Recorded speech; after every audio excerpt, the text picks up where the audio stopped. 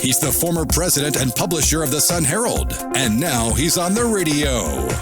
Welcome to Coast View with Ricky Matthews on SuperTalk Mississippi Gulf Coast 103.1. Welcome to Coast View, the show that celebrates the men and women who are making coastal Mississippi a better place to live, work, and play. You know, we're blessed in coastal Mississippi to have leaders both in the private sector and the public sector, and in the nonprofit sector for that matter. And we have one of them today, one of the more dynamic leaders from coastal Mississippi, Senator Brice Wiggins, who's coming in live from his office in Pascagoula, his law office in Pascagoula. How you doing, Brice? Good. Thank you, Ricky, for those nice words. I do. I think we got leaders across the coast, and thank you for thinking I'm in that category. Well, you are. I've watched you closely, and I think our audience will have a better appreciation for you when we get done with this conversation. I want to get to the rise in COVID cases, and we're going to talk a little bit about the leadership, make sure that you're okay. We're going to talk about the budget and appropriations. I want to really talk about the teacher situation, education that's underway as we speak, and the Department of Marine Resources and some about that. We can even talk a little bit about the flag and the historic vote that just occurred here earlier. But what I want to do before we even tackle that, I want people to get to know you a little bit better, Brice. So let's kind of retrace your steps. You were actually born in Texas. What is take us on your little journey that brought you to coastal Mississippi? The reason I was born in Texas is because my dad is Dr. Brice Wiggins, and he was doing his residency at Parkland Hospital, which, for those that don't know, that's where President Kennedy was taken when he was assassinated. But my great-grandfather, his grandfather, was the mayor of Pascagoula back in the 50s, Ed Wiggins, and many people down here probably know Wiggins drugstores. In fact, I've met people all over who remember that. And he was known as Poppy. And so my grandfather, my dad's father, worked for International Paper, which you're probably very familiar with IP down here. And so he worked for IP and moved around. So was in places like Moss Point, Vicksburg, Spring Hill, Missouri, Pine Bluff, Arkansas. Pine Bluff is where my parents met. So then during the summers and all that, my dad would come down here because he was born here, by the way. So he would come down here during the summers, spend time with his grandparents. In fact, he just bought his grandparents' house in Moss Point that's 100 years old and is fixing it up now. So he's investing back in there. But he went to medical school, and that's why I was born in Arkansas, and he started practicing with Dr. Inger, who many people probably know Dr. Inger, who's his uncle, and it was an orthopedist here for, 40 years, I guess. So I grew up here, graduated Pascagoula High School, attended Tulane University, right down an hour and a half away down in New Orleans. And then after attending law school at Mississippi College School of Law, I came back, practiced law, then spent 8 years as an assistant district attorney prosecutor for Jackson, George, and Greene counties. Then I really wanted to give back, particularly after Katrina, and I can tell you that story if you want to hear it. And so then I ran for the Senate and opened my own law practice. And I got 2 kids. One will be a senior at Pascagoula High School, another will be a sophomore. Raised my kids here. I guess you could say I'm coast through and through. But yes, I've been in Mississippi all my life. Oh, and my wife I met in, she's actually from the Baltimore area. We met in D.C. when I was working on Capitol Hill for Congressman Gene Taylor back after I got out of college. So. Yeah, this is Senator Brice Wiggins that we're talking to. You know, your time as the assistant district attorney kind of changed you, didn't it? It did. And you may be talking about some of the policies that I've worked on in the legislature, but it did, Ricky, from a number of ways. let me say this. I was assistant DA when Hurricane Katrina came, and I have a story like everybody else down here. But my daughter and son were young at the time, obviously. And I realized at that point when I was searching for diapers in a parking lot after Katrina to help my kids, that I said, if I'm going to stay here and I'm going to raise my kids here, which is what I want to do, I also want to make things positive and move Mississippi forward. So that's where I kind of got into the leading down the road about running for the Senate. But in the DA's office, yes. And my change is, look, when I first went in, my first prosecution experience was being the prosecutor in the Jackson County Youth Court, which under Judge Segalis, who's there now. And, I came in like a lot of people on drugs and things like that and said, by God, these people need to be locked up forever and they're doing illegal. As I went through the system, and I worked for 8 years, and in my role as an assistant DA, I handled everything from murders down to property crimes to burglary to all of that. What you saw is that, and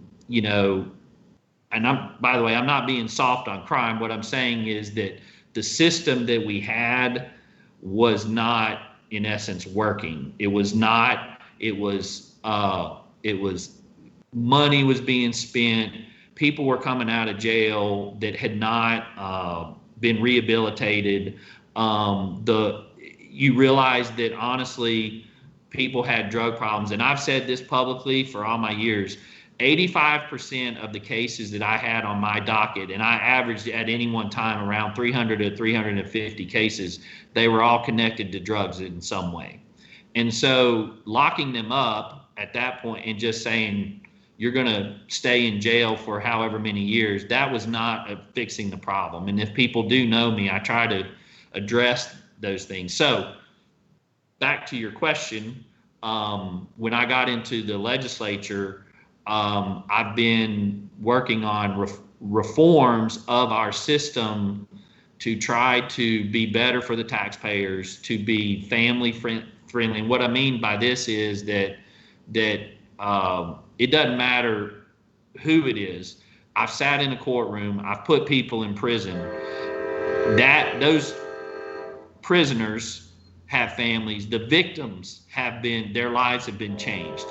In prison and jail affects all of us, and it's taxpayer dollars. And I feel like I have an obligation to make government work better and more efficient for the taxpayers. And that's why, in essence, that's why I'm a Republican on that end of the scale. But you is that a lot? I'm sorry, Ricky, I gave you a lot there. No, it's exactly what I wanted to hear, because the truth is, in reading about you, that your work as an assistant DA provided you such a line of sight to where there needs to be heart in the system, where we need to care more, where the waste might be, where we might be able to recalibrate things to not only serve people, to make the community safe. I mean, that was always a burning desire of yours, to make a safe community, but at the same time provide a system where people at least have an opportunity to, those that may get in trouble along the way, have an opportunity to have a life on the other side of all this. And so that's what I refer to as a leader with a heart. You weren't just doggedly determined to put people in jail. You wanted a system that worked for everybody. Is that kind of fair to say? Yes, it is. And let me say, a lot of that came from the people that I served in that role. And what I mean is the victims. I can't tell you how many times I heard from victims who would say, look, they did wrong. I want them to pay their price to society, but you know what? I don't want to lock them up forever. I mean, victims would tell me that all the time. And even victims who were the victim of their family member, it was a violent offense or something like that. Okay. So, and you heard from from people throughout the community, and I tend to focus on the drugs because I think that's a big part of the systemic changes we need to make. But they're like, I had family members who've been there. I've had family members who've been touched by addiction, and they were committing burglary because they were trying to feeding their addiction. Look, I don't want anybody to think that I am siding with criminals here, because I'm not. What I'm providing is my, I guess, lessons that I've learned and the comments that I've seen in that role. And I also spent much time handling or prosecuting child offense cases, sex offense cases against children. And let me say this, it's amazing what you see in that world. And so sex offenders and all of that are locked up. So when it has to be behind bars, that's where they need to be. Well, so this is Senator Brice Wiggins, one of the key members of the Coast Legislative Delegation, and we were talking about where his passion comes from as assistant district attorney before he went into the Senate. He learned a lot about life and what makes things tick, and he's been a senator of action. When we come back, we're going to continue the conversation, and then we'll start to talk about some of the issues that are burning on the front burner as we speak. See you after this break. Subscribe for free to the Coast View podcast on iTunes, Google Podcasts, Spotify, or wherever you get your podcasts. Feeling down? Here's your prescription for a daily dose of good news and positive vibes. Good Things with Rebecca Turner. Every afternoon, Rebecca highlights all the good things happening right here in the state you call home. Daily exposure to Good Things with Rebecca Turner may cause smiling, feelings of positivity, happiness, and even laughter. When you experience these symptoms, tell your friends to listen. Okay. Weekdays starting at 2 p.m. here on SuperTalk Mississippi, and now on Amazon Alexa devices. Hey, want to come work for the #1 radio group on the coast? TeleSouth Media has a great opportunity for an outside sales consultant. Get paid while having fun and work in the exciting, fast-paced world of radio. We have award-winning stations like 97.9 CPR Rocks, 105.9 The Monkey, G96.7, SuperTalk 103.1, and 103.5 The Possum. Take the first step towards a new and rewarding career. Submit your resume to Jesse@telesouth.com. That's JESSE at telesouth.com. TeleSouth Media is an equal employment opportunity employer. This is House Call for Health. There may be no greater medical mystery and no greater tragedy than sudden infant death syndrome. It used to be known as crib death. For no apparent reason, a presumably healthy sleeping baby dies. Medical experts don't have clear-cut answers to what causes sudden infant death, or SIDS, but now they have two risk factors: smoking and drinking during pregnancy beyond the first 3 months. A new study finds that babies whose mothers drank alcohol and smoked tobacco after the first trimester are at far greater risk of SIDS, 12 times greater. Previous studies showed a risk of smoking and drinking individually. This study says doing both drastically increases the danger. The research is sponsored by the National Institutes of Health, which is calling for greater publicity about the danger and improved screening at the very beginning of a pregnancy. For more health news, go to foxnewshealth.com. House Call for Health. I'm Lisa Brady, Fox News. What decisions are being made by state lawmakers, and how will they affect you, your family, and community? If you listen, you'll know. SuperTalk Mississippi, the SuperTalk app, and at supertalk.fl. Hi, I'm Billy Kinder, host of Big Billy Kinder Outdoors. Here the show Saturdays at 1, right here on SuperTalk Mississippi. Turkeys, whitetail, Grenada Lake crappie, or Gulfport redfish. We enjoy it all, especially when you're in camp with us on SuperTalk Mississippi. SuperTalk. Nobody keeps Mississippi informed like we do. With 12 stations covering all 82 counties. If it happens in your state, we're on top of it. The news, the weather, the sports, and the talk that's important to you. The issues that matter to you, your family, and your bank account. It's all right here. And when you're away from home, depend on the SuperTalk app and supertalk.fm to stay in the know. We're proud to serve our fellow Mississippians. SuperTalk Mississippi. Talking to the people that help make the coast such a unique place to live. This is Coast View with Ricky Matthews on SuperTalk Mississippi Gulf Coast 103.1. Welcome back to Coast View. We have Senator Brice Wiggins from his office in Pascagoula. He's a member of the Coast Legislative Delegation. It's someone I've watched really closely. I'm very inspired by his leadership. He's somebody who is in the trenches working hard to try to make a difference for the state and for coastal Mississippi. And I have to tell you, Brice, in my conversation with Angel Myers, we had a Coast View session together, and she talked about the whole process of, working with you and how you were really a man on a mission when it came to the work that you guys did to change laws and make the system better for everybody. And, she has a tremendous amount of respect for you. You probably know that, though. I do, and I have a tremendous amount of respect for Angel and what she does. She is a close friend. She's, of course, the DA for Jackson, George, and Greene counties now. I was the assistant DA when she was hired, so she kicked me out. No, I'm just kidding. But she, her heart is in the right place, kind of the stuff you've been talking about. Yeah. And she, of course, everything that she went through with the death of her child is something that I'll never forget. But Sophia was a special child who we'll never forget. But Angel is a shining light. As like any people in our professions, you may have disagreements and stuff like that, but we work through those things, and she's a leader on that. And I should say that, speaking of leaders, all of that, we both got started under Tony Lawrence, who was the DA, who's now on the Mississippi Court of Appeals. So to your point about what this show's about and the leaders, the coast has those folks, and I think that's an example of where that's coming from.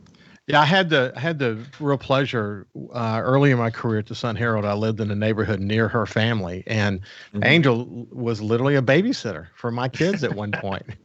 And now one works in New York, another's a lawyer, another one's a teacher. But my family just thought the world of her, and obviously we watched the Sophia tragedy together, and it was just very difficult.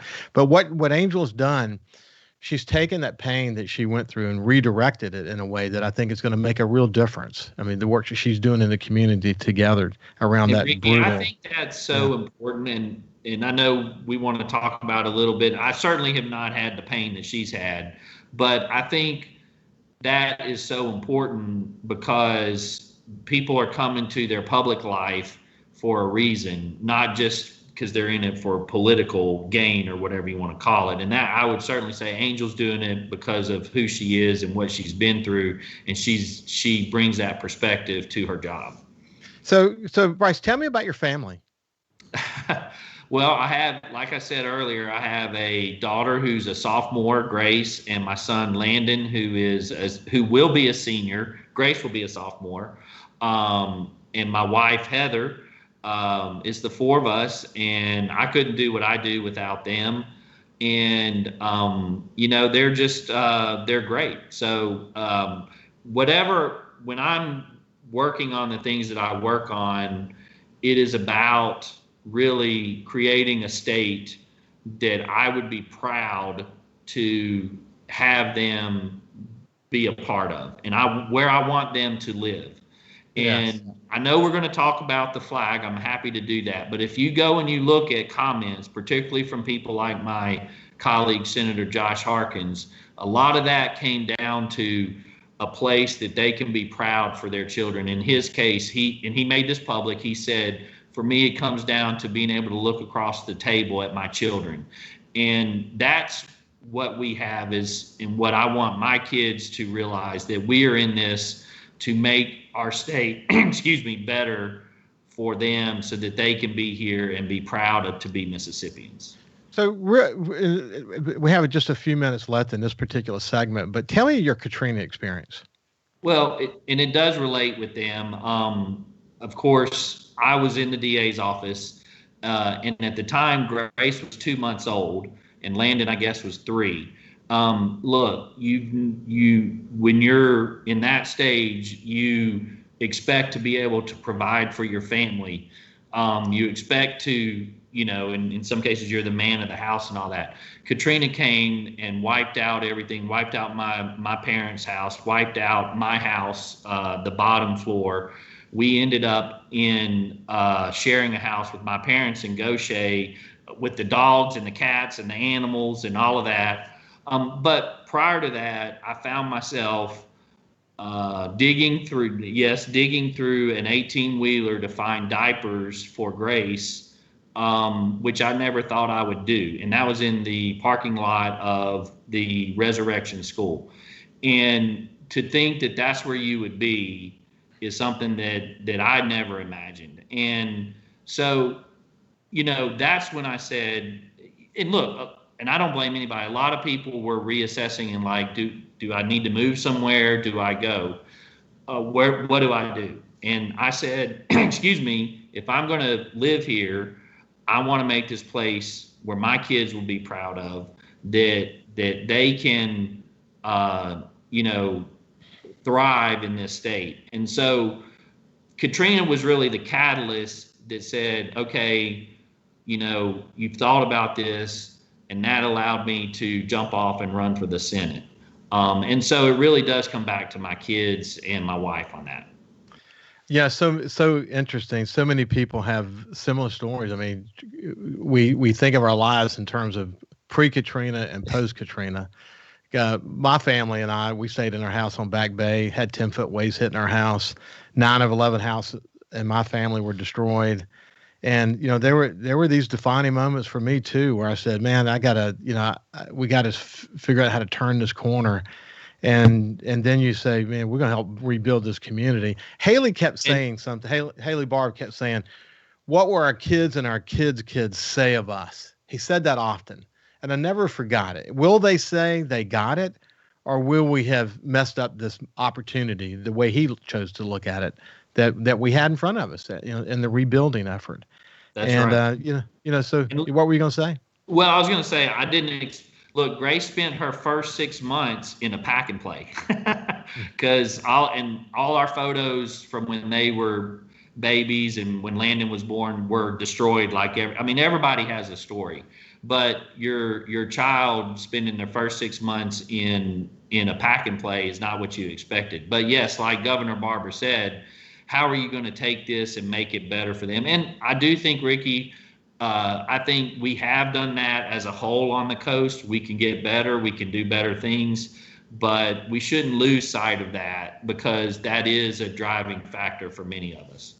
It really is. There was a moment I went on my back deck 2 days after Katrina, boats up against my house and debris for days, and a squirrel ran across the ground. I thought, well, how did this squirrel survive? And I looked closer, and his fur and skin was actually missing from his back, and it hit me that it's not going to survive. But it was still alive, but it was not going to survive. And then I actually wrote many lessons learned from Katrina, but the lesson that taught me was that we got to learn to count our blessings. All these physical possessions, for those of us who survived without deaths or injuries in our family, we really had so much to be thankful for. In spite of physical possessions being gone, we had this opportunity to really count our blessings. And to some extent, COVID's done that. COVID's caused us to reflect, to say, what in life is really important, and life itself is really important. I mean, that's kind of what, in our relationships and our family, and it's been a great education. Have you seen it that way too? Yeah, I have. You mean COVID? Have I seen it that way? Yeah. Yes. Yeah, I have. And I think that it's a shame that it takes those things to make us reflect, but it does. And so, yes, I've seen that. Like, for example, on the COVID, and we're guilty of this, we actually cheered that we were having dinner around the table with the 4 of us. Like, we had not done that in a while. Even though we tried, we didn't. Like, oh, we're having dinner around the table. We should be doing that on a regular basis, but life gets in the way. And I just wanted to say, and not to continue to play the sympathy card, but my parents, like so many, lost their house. They lived on the beach. Many probably know them. And, my dad has talked about it. He struggled with alcohol after that, but that's because of the things that we went through, and it upset the life so much. You're doing great. Yeah. great. But so many people went through, health problems and mental health problems and things like that. And, it's what you were saying earlier, Ricky. We can have all the possessions that we want in the world, but at the end of the day, it's about the people, the individuals, the people that we live with, the people that we surround ourselves with. It's the old, what would Jesus do? And I think that's what's extremely important. And I think that COVID has done that too. That it's like the dinner table. It's made you realize this is about people, and we get caught up in everything so much, and we have to refocus. We really do. So we're coming to the end of this segment. This is Senator Brice Wiggins. I really appreciate you sharing those very personal stories. Man, I mean, it makes you stronger. And I'll share something I say on the show a lot when we come back from the break about that experience and how it impacts coastal Mississippians. But we'll be back with Senator Brice Wiggins after this break. Sounds good. Listen live or on demand and watch episodes of Coast View on your laptop, desktop, or on your phone or tablet by going to supertalkmsgulfcoast.com. Get out of the house and over to Big Play today. 2 massive arcades, bowling, go-karts, 2 mini golf courses, a 2-story state-of-the-art laser tag arena, bumper cars, and right now get a $50 game card for only $25. Visit our station's Facebook and print on demand so you can play at Big Play Entertainment Center now. These deals won't last long, so make sure you get your half-off deal. Big Play Entertainment Center, Highway 90 Biloxi. Bowl, play, eat. Go to our station's Facebook to get your half-off deal now. Hey, I'm Steve Azar, and you never know who or what you'll hear when I spend a Mississippi Minute with my friends. We are with the fabulous Norbert Putnam as he played on so many hit records, you can't count them, and produced for some of the biggest acts ever. Norbert, Elvis. And I want to tell you about Presley. He had 2 different voices. He would sit and talk to me in a very calm, low voice. And we were at Stack's one night, and we were having lunch. We always had lunch at midnight because he was nocturnal. We sat there and we have our sandwiches, and at 1 o'clock, he looked up. He said, "Hey, Put, come on, it's time for me to go be Elvis." And he stood up, and a much deeper voice, he put on his macho voice. "Hey, fellas, it's 1 o'clock. Let's get cracking, okay?"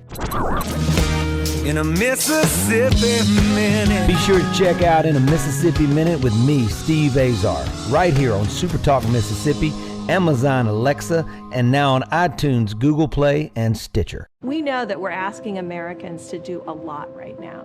So we're asking everyone to be selfless for others so that we can protect those who are most susceptible to this virus. A question I often get asked is, why should young people care about the spread of coronavirus? Well, we know that people with underlying medical conditions over the age of 60 are at highest risk, but they've got to get it from somebody.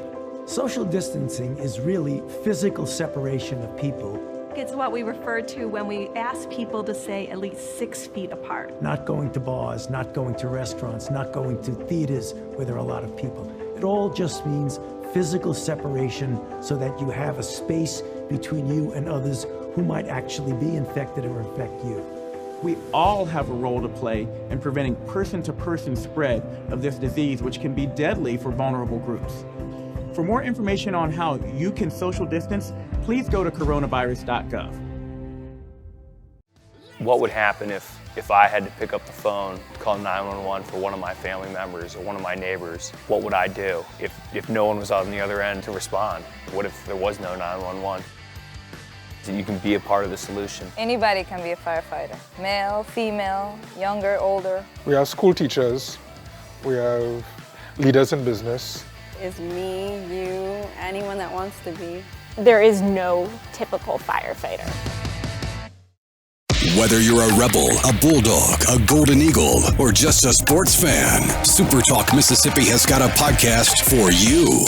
For you. Sports Talk Mississippi, The Rebel Report, Thunder and Lightning, the SuperTalk Eagle Hour, and The Borky Show are all now available for you. And it's all free.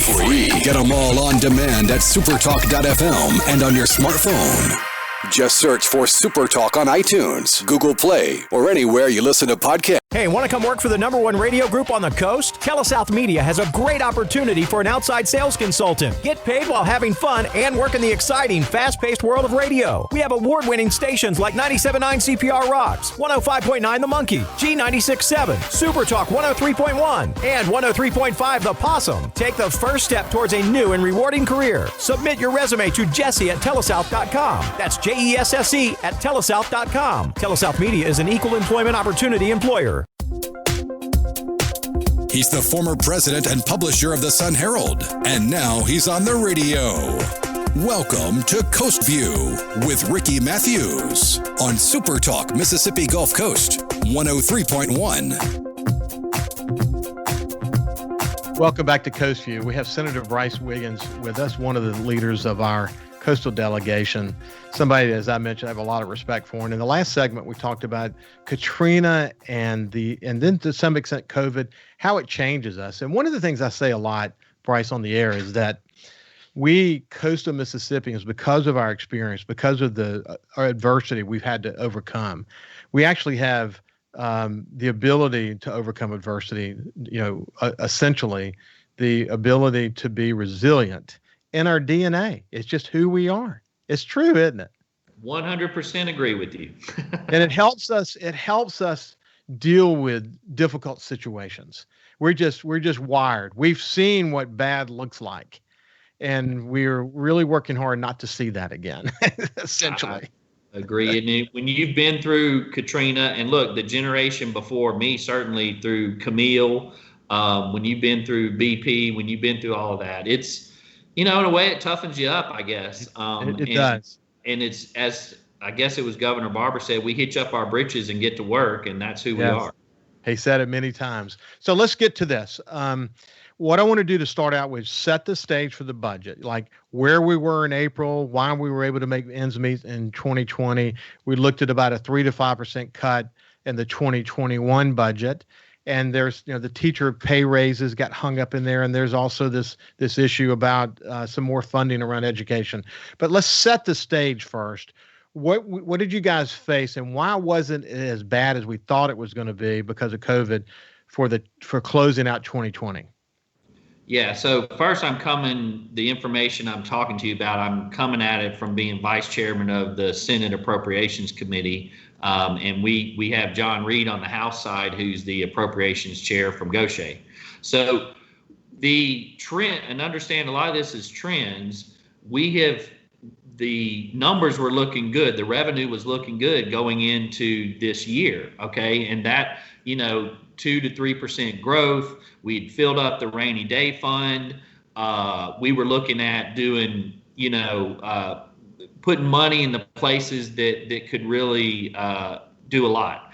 Then COVID happened, okay? And the cliff fell off. And as the state economist told us, he said this was the cliff that no one ever saw. And it's the steepest or the deepest cliff they have ever seen. And so that cut all the revenues out. That made the projections fall off of the cliff. All right. So we went from being, in hundreds of millions of dollars in the plus to being hundreds and hundreds and hundreds of $1 million in the negative. Okay. So that was where the projections were. So we had to adjust for that. So then as we're going through it, the numbers start coming in, and in essence, they weren't as bad as we had feared. And that's a good thing because there's a balance of the economy and things like that. So the numbers weren't as bad as we feared. So as we went through the legislative session, we're like, there's a taking a breath right there. And so where we ended up, I've said this before, it was like kissing our sister, we ended up kissing our sister. So we ended up having to do a 5% cut across all agencies when we started out thinking, okay, we were going to have the revenues, the economy's going great, we're going to be able to do all this. And now, we're kind of where we are. So it's been a roller coaster, to say the least. Well, in April, it was like in the $240 million range we were down.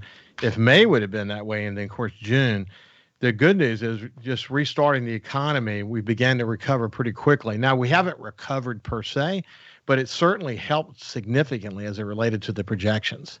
That's right. And understand this, that it's sales tax, excuse me, it's income tax, individual income tax. But all of this money goes to fund your crime lab, your teachers, your school districts, your police officers, your courts, your I could go down the list. And so I know people get frustrated, but these are the operations of living in a state that we have to look after. Well, no one should be surprised that in this COVID environment, the state has to make adjustments. And if you're just talking about for the 2021 budget, 3 to 5%, some I know were more, maybe some were less. The governor has really pushed back at the legislature over education funding. So give me your best case on that. Well, the specific thing you're talking about is this school recognition program, and the governor came out yesterday threatening a veto of the bill. The school recognition program, contrary to what people seem to understand, it is what I call an add-on. It's not part of teachers' salaries. It's not part of the MAEP program. It's something that I voted for, that I do think is a good program. But the reality is there have been issues and complaints that have filtered in from teachers and school districts alike. I think it's like anything. It's a program that we need to continue to look at and actually support in a way. So what's happened is the funding aspect of it is part of the whole K through 12 education budget. And so the governor in his veto thread is saying he's going to veto it. Well, if he vetoes it, that means our school districts statewide, those on the coast, that means all the programs from early education to board certified teachers, all that will be stopped. Okay. And as I had one school superintendent tell me, we're already in the midst of dealing with the COVID and trying to get started, and we're having to deal with this. The fiscal year started July 1st, and that's what's different from this year. The legislature, we didn't have the budget numbers until June 30th. And usually that gets set in April. And so then everybody can plan and get started on the fiscal year July 1st. And so if the governor goes through on his veto, well, then all K through 12 education is shut down until the legislature comes in and makes some decision about whether to override the veto or all. But he's making that veto threat about one program that literally is probably, I don't even know, less than 1% or 2% of the entire education budget. That being said, I've spoken with the chairman of appropriations in the Senate, and it's something that we can address, and we can address it in other ways besides that. The money was not taken away. The money was put in a different fashion. And like I said on my public post, we're trying to plus up education, or certainly trying to fund education with the budget situation that we're dealing with.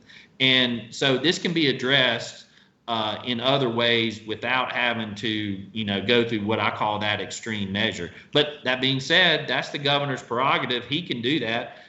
It can be Governor Tate Reeves. It can be Governor Phil Bryant. That's their choice. That's something that they do. And then if he does, the legislature will make our decision.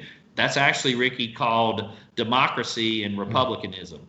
Republicanism what I'm with a small r. Yeah, as just an observer, it's frustrating to me, though, that it comes in the way of a tweet or a Facebook post, whatever he did. And it indicates to me that there continues to be a lack of communication between the lieutenant governor, the speaker of the House, and the governor.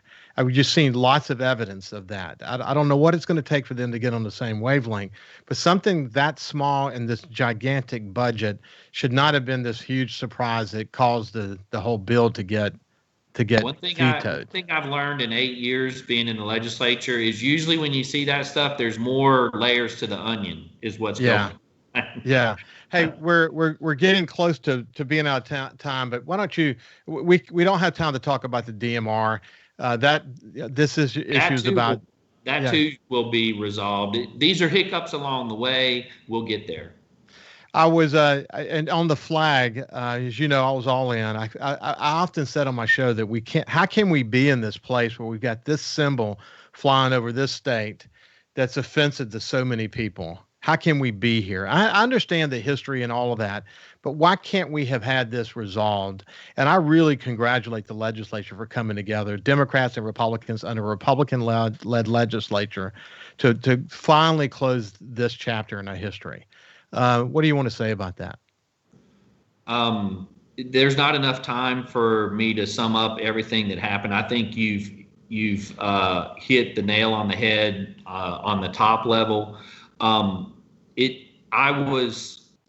It goes back to what I saw when the final vote happened, and that was Mississippians from all across the state, black and white, from all backgrounds, from the hills of Mississippi to the coast, from central Mississippi, who were crying and saying, this is what needed to be done. And let me say this, Ricky, since that vote, I didn't realize this, but it's come to my realization based on people talking to me, of how much of a burden that flag was to Mississippi. I did not I think I knew it internally, but people have expressed to me that just saying thank you for doing what you did. And I'm talking Mississippians who live out of state, young Mississippians, millennials, because it was something that was just something they had to deal with, and it was almost like a cross to bear as a Mississippian, and we no longer have to deal with that. And that's what I mean about the future of Mississippi. I understand the historical stuff. There's all of that. But we, the legislature, were sent there to do votes, and those can be tough, and that's what we did. And now it's behind us. And, just in general, I appreciate your leadership, not just on the flag. Ricky, I wanted to say, I'm sorry. I wanted to say that the coast is a leader. It was a leader on this. And I'm proud to have been there, but also the coast as a whole, it would not have passed, or we would not have had the votes without the coast folks. And I think that the coast can be a leader, not just on this issue, but on other issues. And that's what we need to be in this state, is a leader. Because I think if the coast is a leader, then others will come along with us. It's a sign that Democrats and Republicans can get together. With all the national noise that's going on, it sure was great to see on an issue like this, to see our legislature come together in ways that were very historic. Anyway, I wish we had more time. Yeah. I'm just going to, I know we're running out of time, but that's what it was. And I said this, and people felt like that flag didn't represent who we as Mississippians truly are. We're the hospitality state. And when we interact individually, we're nice people. We're great people. And people want something that reflects us. And I think through everything that happened, we'll have a chance to do that. I'm sure we will. And listen, it's been great to visit with you. I look forward to visiting with you again in the near future. There's going to be a lot to talk about. And, your leadership has been terrific, and I've enjoyed getting to know you better. So thank you for joining me. Thank you for having me, and thank you for letting me talk to your viewers and to you. And I look forward to it in the future. Okay, buddy. This has been Senator Brice Wiggins. Have a great day. Thank you. Be sure to go by this station's website and check out the half-off deals. Audubon Zoo tickets for just $15. That's half price. $30 zoo tickets for just $15. Again, go to this station's website or Facebook. Look for the half-off deals logo to purchase yours now. You could be spreading the coronavirus without realizing you have it. So do your part and stay home. It's important to limit in-person interaction with anyone outside of your immediate household, but phone and video chat are safe ways to connect. It's also important to limit social gatherings. If you need essential items like food and medicine, try using a delivery service. If you must leave your house for essential items, or if you want to take a walk for exercise, make sure to wear a cloth face covering. Stay at least 6 feet away from other people. Try not to frequently touch surfaces like light signals, street signs, or benches. And wash your hands with soap and water for at least 20 seconds as often as possible. This advice applies to people of any age, including teens and younger adults. It takes all of us to slow the spread of the coronavirus, so stay home unless absolutely necessary. Visit coronavirus.gov for the latest information. Thousands of Bulldog fans have subscribed to the Thunder and Lightning podcast. Have you? On each episode, Brian Haydad and Joel Coleman give you an inside look at your Mississippi State Bulldogs. The Thunder and Lightning podcast is free and available on demand at supertalk.fm and on your smartphone. Just search for Thunder and Lightning on iTunes, Google Play, or anywhere you listen to podcasts. Thunder and Lightning from SuperTalk, Mississippi, covering the Bulldogs like no one else. Everyone knows the only thing better than pizza is free pizza, and right now, buy a $10 gift certificate to CiCi's Pizza for only $5. It's like buying a pizza and getting a pizza for free. Go to our station's website or Facebook. Look for the Half Off Deals logo to purchase this amazing deal right now. If a muckety muck wants you to hear what they gotta say, they come here first and sit down with Gallo and JT. This is ground zero for all Mississippi muckety mucks. Super Talk, Mississippi. Watch your favorite SuperTalk shows in HD. Just go to supertalktv.com. Ever wonder what goes on in the studio during the shows? Now you can watch what happens in HD. SuperTalk TV, streaming now on supertalktv.com. We serve on the front lines, fighting an invisible enemy and caring for our communities with courage and compassion. The COVID-19 crisis has challenged us like never before. Now, the men and women of America's hospitals and health systems are counting on Congress and the administration to stand with us as we stand ready to care for you in every way, every day. What decisions are being made by state lawmakers, and how will they affect you, your family, and community? If you listen, you'll know. SuperTalk Mississippi, the SuperTalk app, and at supertalk.fm. Hi, I'm Billy Kinder, host of Big Billy Kinder Outdoors. Here the show Saturdays at 1, right here on SuperTalk Mississippi. Turkeys, whitetail, Grenada Lake crappie, or Gulfport redfish. We enjoy it all, especially when you're in camp with us on SuperTalk Mississippi. Hey, want to come work for the #1 radio group on the coast? TeleSouth Media has a great opportunity for an outside sales consultant. Get paid while having fun and work in the exciting, fast-paced world of radio. We have award-winning stations like 97.9 CPR Rocks, 105.9 The Monkey, G96.7, SuperTalk 103.1, and 103.5 The Possum. Take the first step towards a new and rewarding career. Submit your resume to Jesse at telesouth.com. That's JESSE at telesouth.com. TeleSouth Media is an equal employment opportunity employer. Talking to the people that help make the coast such a unique place to live. This is Coast View with Ricky Matthews on Super Talk Mississippi Gulf Coast 103.1. Welcome back to Coast View. That was a terrific conversation with Brice Wiggins. He's doing such an excellent job representing not just coastal Mississippi, but the state. It's good to have someone with such a passion for public service who is kind of looking after our interests. Hey, so Cal, how you doing? I'm doing pretty good. How are you? I'm doing great, buddy. Listen, we've done over 150 of these shows, and you haven't missed a lick. And I just wanted to thank you for your continued excellent production of this show. Not a problem. Thank you. I enjoy it. Yeah, I'm what I like most about you. People may not know this, that you're sort of an IT guy, you're a radio production guy, you do producing, you do voice. You're just kind of a jack of all trades. But what I've liked most about you is that you don't just produce the show, you listen. And you help make the show better by injecting videos and pictures, and you'll search the internet during the show and post something and just surprise me and my guests. But I love the initiative you show, and I really appreciate it. It makes for a better show. I think it goes back to learning how to educate yourself. When you have all of these hot topics that's going on, especially right now, you really have to take all sides in account, and you have to do your own research, and you have to be educated before you open your mouth and just spew idiocracy, which is what I see all the time on social media. They always leave out part of the truth to make it their own narrative. It's just insane how crazy. Well, as you know, me coming from the media, spent my entire career in media, it drives me insane because, like the COVID situation we're facing now, it's people want to argue. I think that when we talked to Dr. Conger recently, he said, you've got the COVID deniers or the face mask deniers, and you've got the face mask shamers.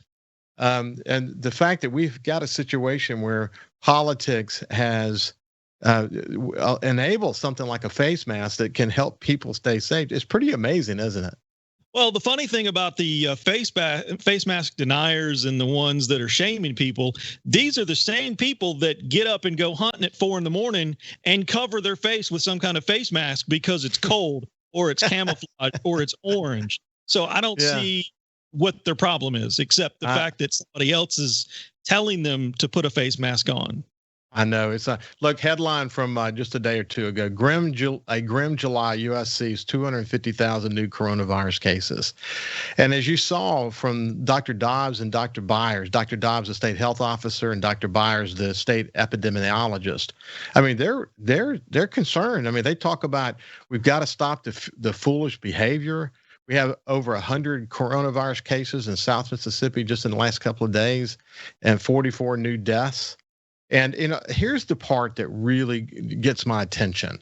It's when they talked about the restrictions that they're putting back again on elective surgeries in Hines, Madison, Rankin, Jones, Forest, and Washington County. Those go into effect on July the 9th. I was with an orthopedic surgeon yesterday, and he's deeply concerned about it because there's so many elective surgeries that are scheduled. But they talk about hospitalization numbers, and this is a couple of days ago, a hospitalization number, 648 patients, 173 in ICUs, 95 people with COVID on ventilators. And here's what Dr. Dobbs said. We're running out of ICU beds and we're running out of hospital beds in certain areas.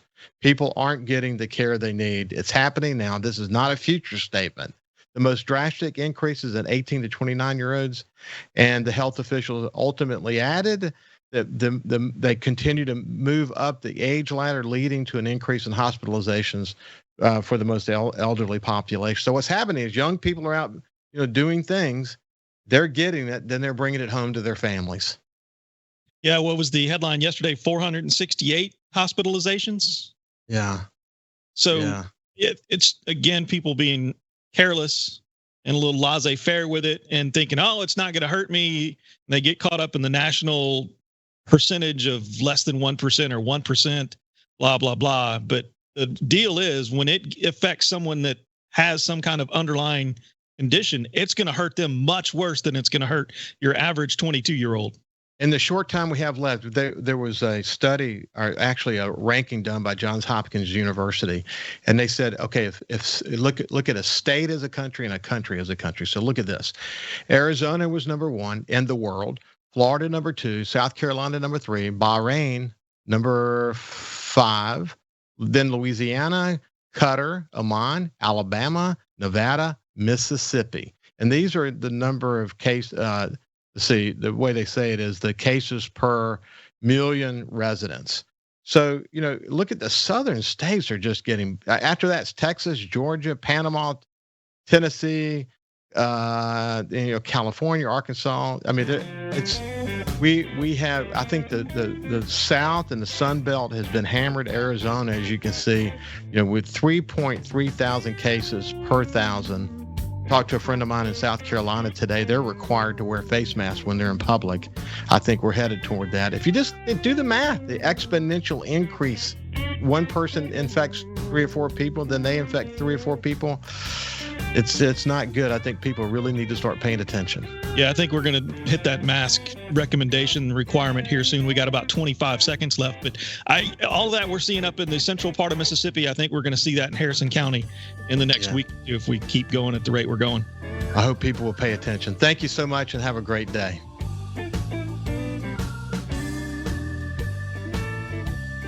Follow SuperTalk Mississippi Gulf Coast 103.1 on Facebook. Facebook.com/SuperTalk MS Coast 103.1.